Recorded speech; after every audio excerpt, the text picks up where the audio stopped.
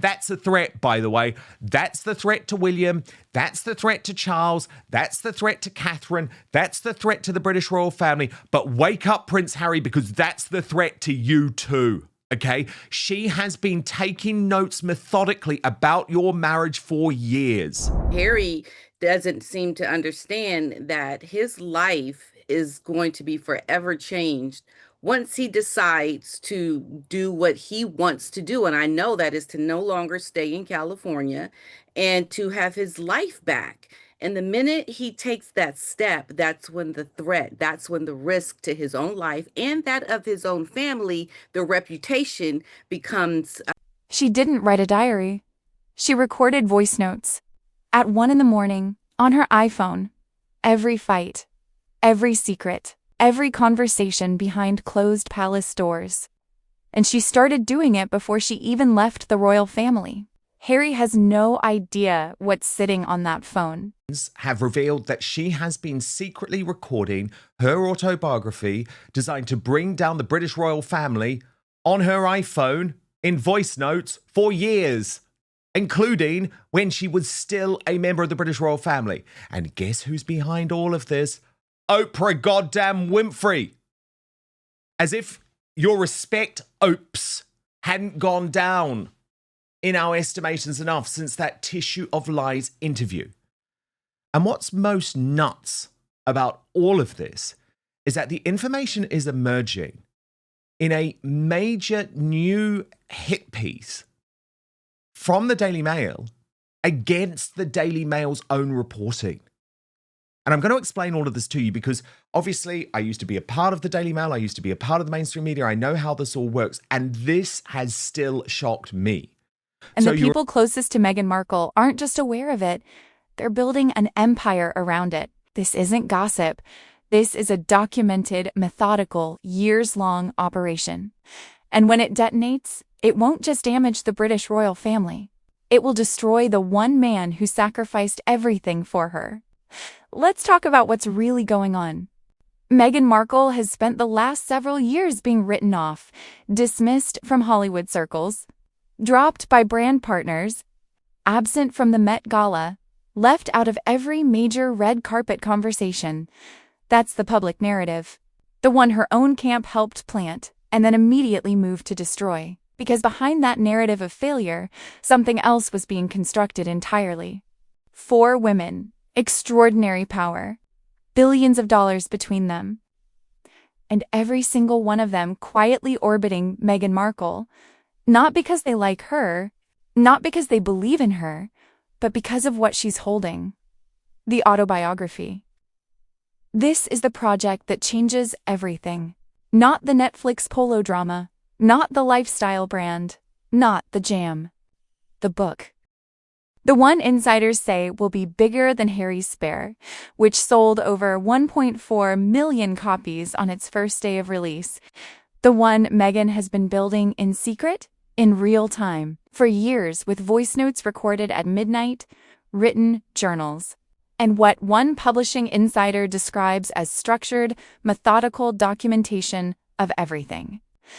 Now, here's where it gets complicated because a bombshell piece in the Daily Mail, of all places. On the show, we discussed how Alison Boshoff, the editor-at-large of the Daily Mail, had revealed that everyone in Hollywood basically hates Meghan Markle now, including Ted Sarandos's wife, Nicole Avant, who she was pictured hanging off at the Beef premiere.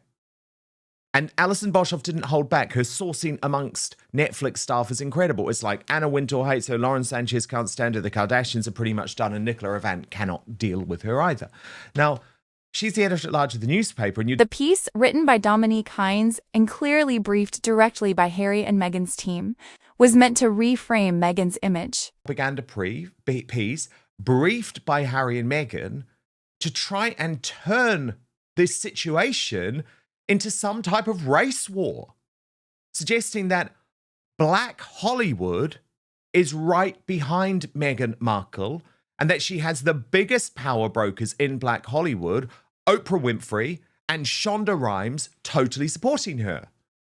But within this, That's where they drop the fact that this prize that they desperately want is Meghan Markle's autobiography, even revealing that Nicole Avant, who actually behind Meghan Markle's back is saying, I hate her, I can't stand her, but that she is negotiating directly with Meghan about how the autobiography would also roll out at the same time as a major Netflix series.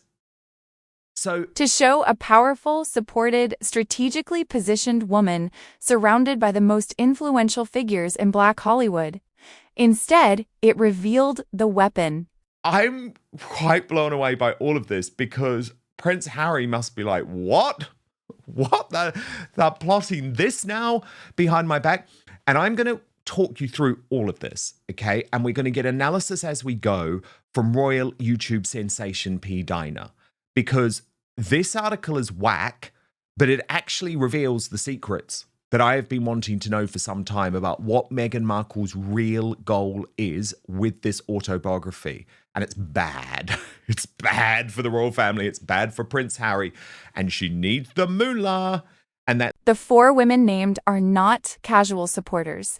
Oprah Winfrey, billionaire, cultural institution, and the architect of the 2021 interview that shook the monarchy to its core, lives minutes from the Sussexes in Montecito. She sends fruit from her garden to Meghan's children. She arranges their social calendar.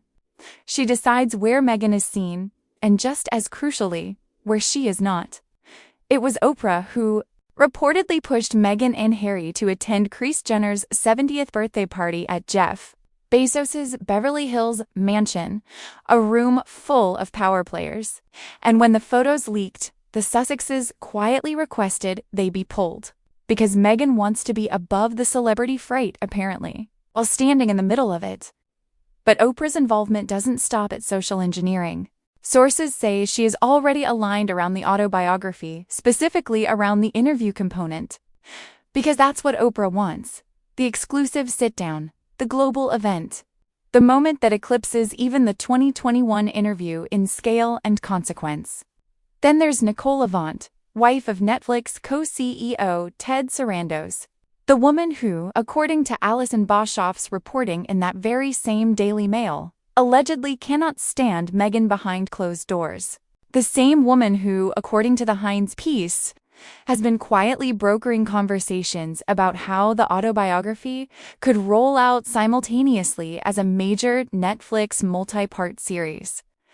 She's not doing this because she loves Meghan. She's doing it because the book is a business, and Meghan knows how to make herself a transaction.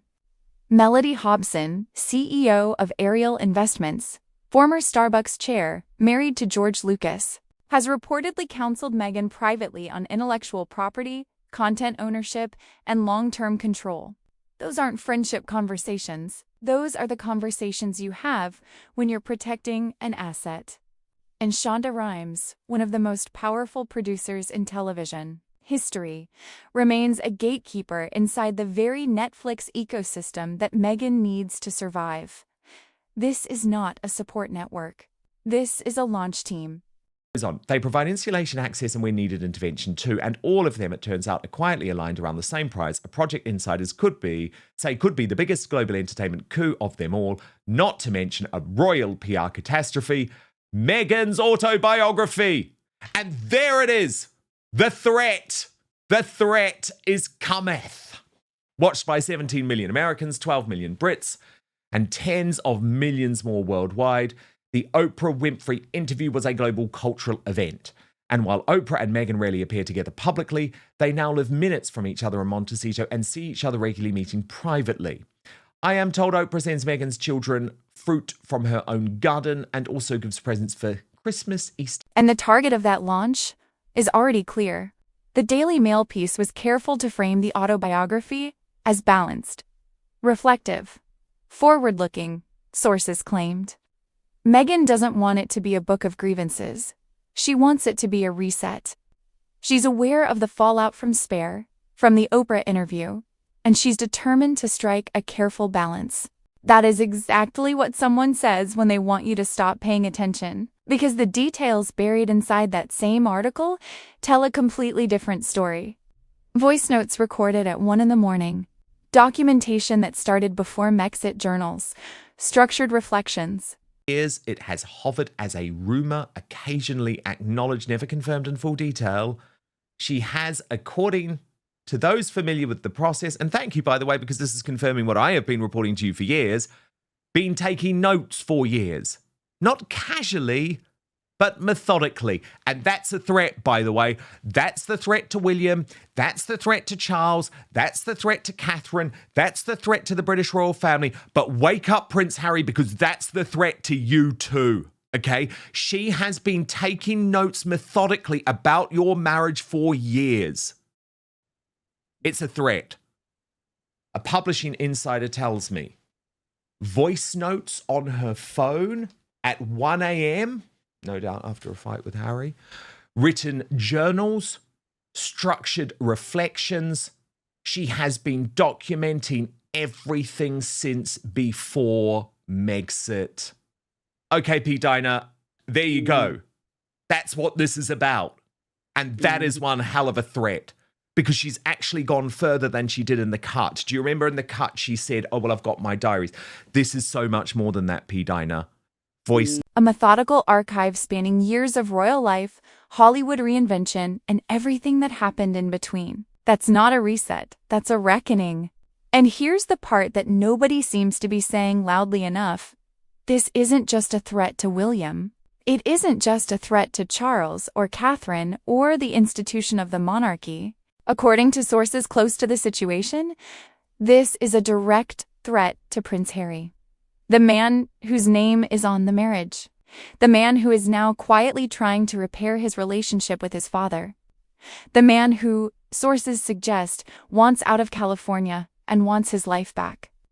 The minute Harry takes that step, the archive gets activated. That's exactly what is going to happen. Harry doesn't seem to understand that his life is going to be forever changed once he decides to do what he wants to do. And I know that is to no longer stay in California and to have his life back. And the minute he takes that step, that's when the threat, that's when the risk to his own life and that of his own family, the reputation becomes at stake, because that's exactly what's going to happen. Meghan has been documenting for years everything. We have to remember, going back to when Meghan met Oprah before the wedding, that they had talked about an interview, and Meghan told Oprah the time is just not right yet. So that's when we saw the Oprah interview.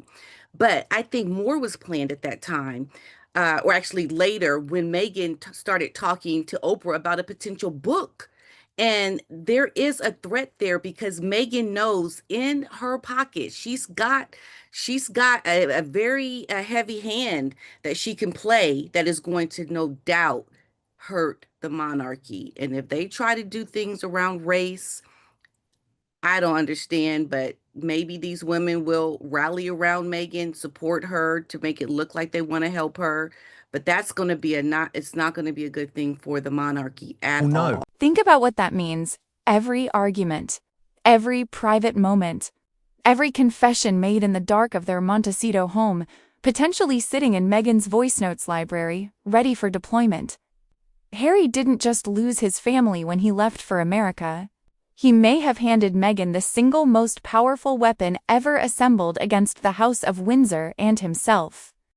So it is going to be a bloodbath, I think, when Harry leaves this woman, because she is going to have all the receipts, the things that she has filmed on her phone, the things she has written, because she was plotting it from the very beginning. So this separation from Harry is going to be a payday for her. And Harry is just trying to get back home to have a normal life. Unbeknownst to him, look, his whole family is going to be in jeopardy. Once he wants his life back. How do you make that choice? I mean, just stay miserable. I think just stay with this woman until the end. He has no idea what's on that phone. And Meghan's circle isn't just protecting the book, they're monetizing it. Publishing experts cited in the piece suggest it could outperform Spare on day one. The Netflix tie-in would make it a global event. Oprah's interview component would give it a cultural moment unlike anything since the Diana interview. And goes on to say the value of that material is obvious. A memoir for Meghan would not just be a book, it would be a multi-platform event with global publishing rights, an interview special, and there you go, the interview special. That's what Oprah wants, right? And a streaming component. That's what Netflix wants. It is expected to be bigger than Harry's Spare, which sold more than 1.4 million copies on its first ever release in January 2023. Publishing experts tell me Meghan's book could easily surpass these numbers. Nicole Avant is said to have fostered behind-the-scenes chats about how such a project could be developed in partnership with, drum roll please, Netflix, as a structured multi-part rollout tied to the book's release. Then there's a whole load of... And the women circling this project, regardless of how they feel about Meghan personally, all walk away with something. That's how this world works. Not loyalty, leverage. It's like, this is business. Right, it's business, because Meghan is the kind of woman that these women can see her coming a mile away, right? But I think they're just trying to wait for like this big payday, because they're not sincerely wanting to befriend this woman. They see her, the kind of person she is. It's really disgusting. It's sad. And I can imagine that Melody Hobson, she did want to help Meghan, give her a lot of advice. But, you know, Meghan's not the kind of woman that would even take advice. She wouldn't try to adhere to the business things that Melody would probably tell her. Like, Meghan is the kind of person that doesn't, I think, belong in the circles of these women, because they're very smart business women. And Meghan doesn't want to listen to anybody. But I think this is something that is frightening. Like, as you were reading this, all of the different things that... As of now, no publication date has been confirmed. The palace has not commented. Harry's team has stayed silent. Meghan's representatives have neither confirmed nor denied the scope of what's being developed. The Netflix drama remains in limbo. And the autobiography sits, fully loaded, by all accounts, waiting for the right moment to be unleashed. But the machine is already moving. The publishing conversations are happening. The interview format is being shaped. The streaming partnership is reportedly being discussed at the highest levels. The only question left is, what does Meghan actually know? And more importantly, what is she willing to say? Because the woman who documented everything, who chose her moment with the Oprah interview, who timed every move since leaving royal life, she isn't playing this casually. She's been playing it for years. So here's what you need to decide. When that book drops, and it will drop, who bears the greater responsibility for what gets revealed? She has written, because she was plotting it from the very beginning. So this separation from Harry is going to be a payday for her. And Harry is just trying to get back home to have a normal life. Unbeknownst to him, look, his whole family is going to be in jeopardy. You know, once he wants his life back. How do you make that choice? I mean, just stay miserable. I think just stay with this woman until the end and never want to go back to have a normal life, because that's going to be the end of your family. I mean, if these four women, these Black women, decide to support her based on race and to get money, that's going to be the end. I'm sorry. It's going to be horrible for the monarchy. Just horrible, because of what they will do and what they will say, and the media campaign behind that. It's going to be frightening. I mean, Meghan is going to do horrible things to Harry. I just know it. Why would she be keeping all these things, these receipts, if you didn't have the intention of using it one day? I mean, it's so cutthroat, Dan. We look at what she's doing to her father, who's done everything for her, and we think, how could you do this? If she could do this to her father, imagine what she's going to do to Harry and the monarchy. Okay? That 100%. tells you everything you need to know. And the I'm threat sorry. is there. Yes. The threat is there, well and truly. P. Dinah, amazing stuff. Thank you so much. The woman who documented it all from the beginning? Or the man who let it happen and still doesn't see it coming? Drop your answer below. And if you're not already subscribed to Celebzova, hit that button right now, because this story is only getting started, and you do not want to miss what comes next.